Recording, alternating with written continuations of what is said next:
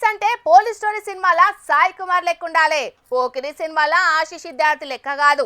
Police అంటే విక్రమార్కుడు సినిమాల రవితేజ లెక్క ఉండాలి. శ్రీరామ్ సినిమాల ఆశీష్ విద్యార్థి లెక్క కాదు. ఇక పోలీస్ అంటే పోకిరి సినిమాల మహేష్ బాబు లెక్క ఉండాలి. ఎంక్యూ సినిమాల ఆశుతోష్ రాణా లెక్క కాదు. పోలీస్ అంటే కాకి డ్రెస్ దొడుకునుడు, బూట్లు వేసుకునుడు, సెల్యూట్ కొట్టుడు కాదు.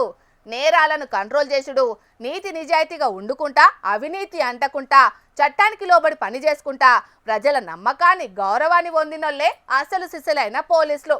కానీ గిడగి ఏ సైడ్ని చూడుండ్రోలా షీషి కంచె చేను వేసినట్లు ఆ బోతు లెక్క ఊరి మీద పడి ఎసంటి పనులు చేస్తున్నాడు.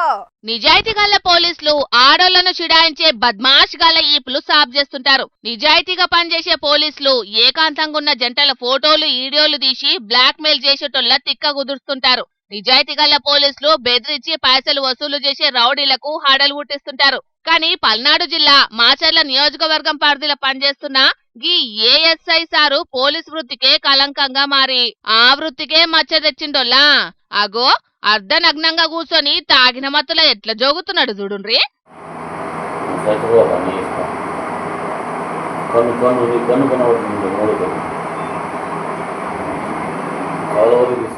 పోలీసే దొంగ అయితే అన్నట్టు బాధ్యత గల్లా ఏఎస్ఐ కొలువు చేసుకుంటా నేరస్తుడు చేసి అన్ని పనులు చేస్తున్నాడు. ఒక్కటని కాదు, మళ్ళా ఏకాంతంగా ఉన్న జంటలను ఈడియోలు ఫోటోలు తీయించుతున్నాడట. తీసిన ఈడియోలు ఫోటోలను చూపెట్టి ఆడోళ్లను చిడాయించ చూస్తున్నాడట. బెదిరించి పైసలు కూడా వసూలు చేస్తున్నాడట. ఈ లత్కోర్ పని కోసమని ఏకంగా ఓ ఆటో డ్రైవర్ ని కూడా పెట్టిండంటే వీడు ఎంత గలీజ్గాడ చూడుండిగా. ఆటో డ్రైవర్ ఎవడో గాని వాడు ఏకాంతంగా కూస్తున్న జంటల ఫోటోలు తీసుడు, తీసిన ఫోటోలు వీడియోలతోటి ఏఎస్ఐ సారు నీచ్ కమినే పనులు చేసుడు. గిదే పని సారుది. ఆడోళ్లను చిడాయించుడు, మొగోళ్ల కాన్నేమో పైసలు గుంజుడు.